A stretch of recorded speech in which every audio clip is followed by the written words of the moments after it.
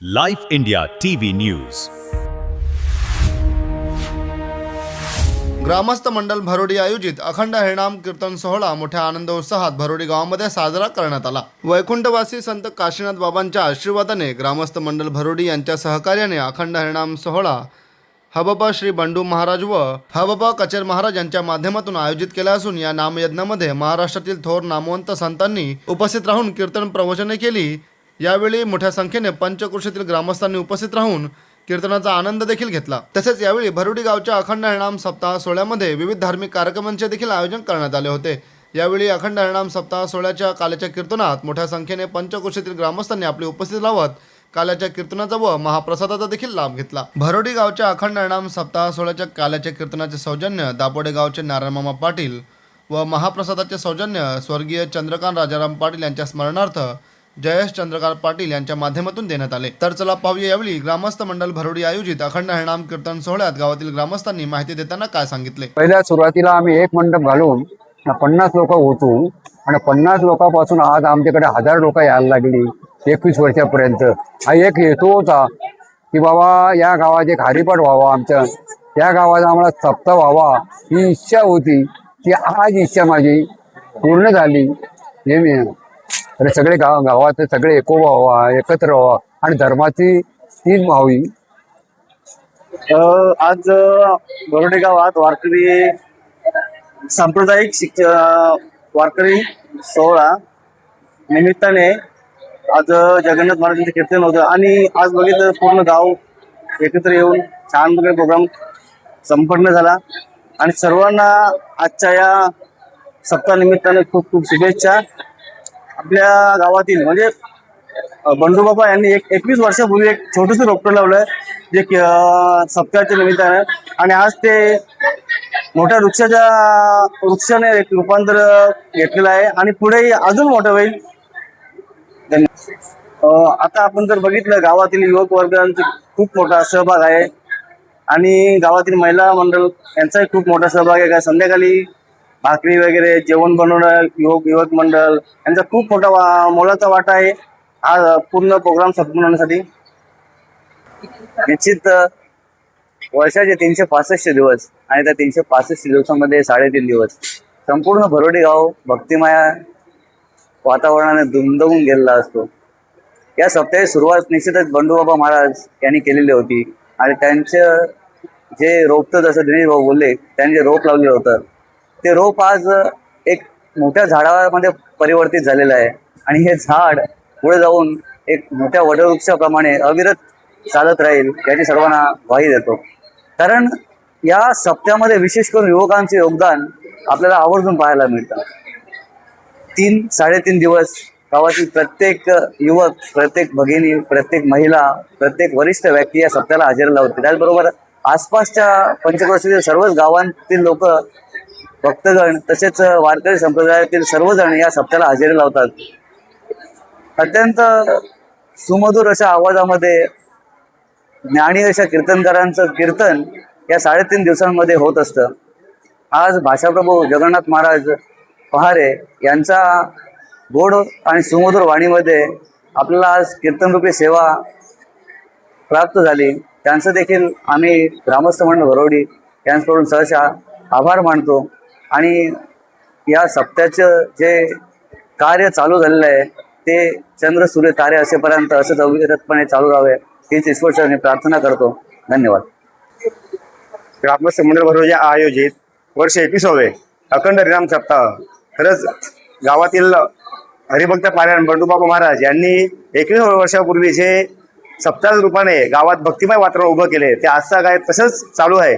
आणि खरंच या सप्त्यामध्ये विषय सांगायचं बघितलं तर संपूर्ण गावाचा सहभाग असतो.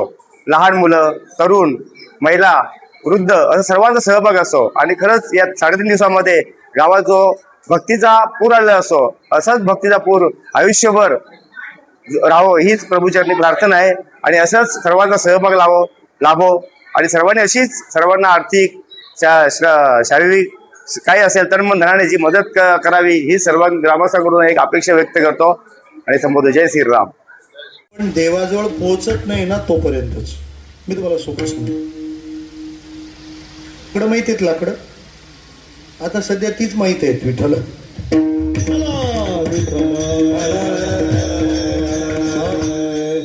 कारण भेटत नाही आता. काय लाकडं भेटतात आता सिलेंडर नाहीये. बरोबर की नाही? दर 5 वर्षांनी पुण्यतिथी असते, तेव्हा ऑक्सिजनचा भेटत नव्हता, आता गॅसचा भेटेना विठ्ठल. असं सिलेंडर त्या कॅलेंडरवर लिहून ठेवा. मग आता सध्या धुडकूस कशाचं चाललंय? लय जुन्या चुली शोधल्यात नाही आता. कारण पंचायतच पंचायत, नाही तर जेवणच भेटायचं नाही. बरं, कोणाची पंचायत होईल समजू शकतो. ज्यांनी लिहिलं होतं आमच्या इथे चुलीवरही जेवण मिळेल, त्यांना कसं काय प्रॉब्लेम आला विठ्ठल? मतलब दाल में नहीं पूरी दाल काली है विठ्ठला.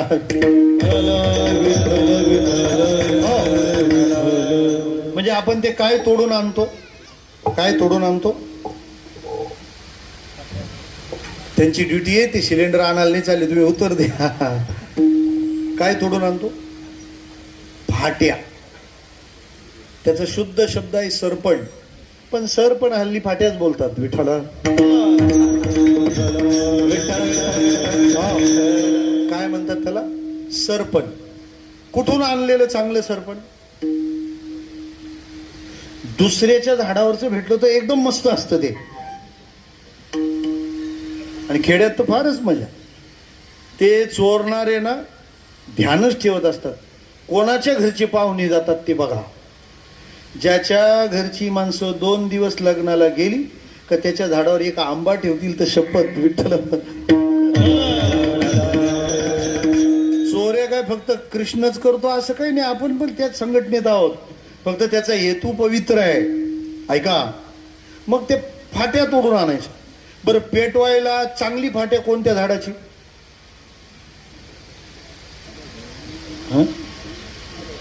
जो लांब लचक असतो त्याला काय म्हणतात?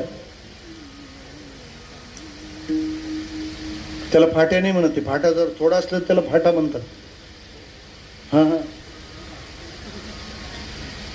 मी जापत नाही वाटतं लय.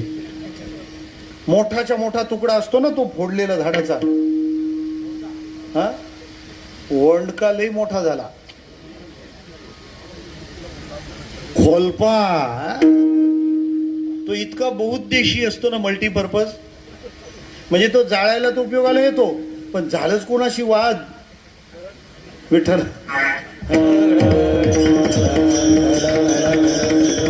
घेऊन या चक्र गदा. बरं, मग आता मी तुम्हाला असं म्हणतो, ती सगळी फाट्या झाडावरची काढली आपण. ती काढल्यावर कळतात का नाही ही कसली आहेत? आपल्याला जर स्वयंपाकाला पेटवायचं असेल तर सगळ्यात चांगला फाटा खैराचा आहे, कारण त्याची धग जास्त काळ राहते. कारण पापी लोक जेव्हा त्या यमाकडे जातात ना, त्या यमानी त्यांच्या व्यवस्थेसाठी खास तेच खोलपे ठेवलेत. फुटती बरोबर खैराची इंगळ होती राजे यमाची घरी, आचरणे बरी नव्हती म्हणून. पुण्य थोडं कमी झालं तरी चालेल, पण आपल्याकडून पाप होणार नाही याची काळजी घ्या. कारण जेव्हा दुःख येतं ना, तेव्हा त्या दुःखाला सामोरं जाण्याची ताकद आपल्यात राहत नाही, कारण केलेली पापं आठवतात. रामाला सोडून दशरथाला मरावं लागलं तर प्रत्येक बाप पोराला सोडूनच मरतो ना. पण जास्त दुःख का झालं? कारण श्रावण बाळाच्या मारलेला बाण आठवत होता. मला त्या दिवशी एकाने विचारलं, म्हातारपणी पण आपल्या चेहऱ्यावर आनंद राहावा असं वाटत असेल तर काय केलं पाहिजे? चांगला प्रश्न होता तो. म्हातारपणी पण आपण आनंदी पाहिजे, काय केलं पाहिजे? म्हटलं काही नाही, खूप साधं पथ्य आहे. ज्यांनी आयुष्यभर परधनाला माती मानलं आणि परस्त्रीला माता मानलं, त्याच्या चेहऱ्यावर मरेपर्यंत हास्य राहतं विठ्ठला.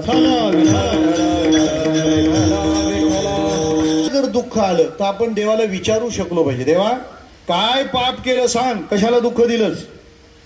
आपल्याला दुःख आले आपण गप्प बसतो का? नाक नाही ना इसराला विठ्ठला. मी तुम्हाला अगदी सोपं सांगून दिलंय.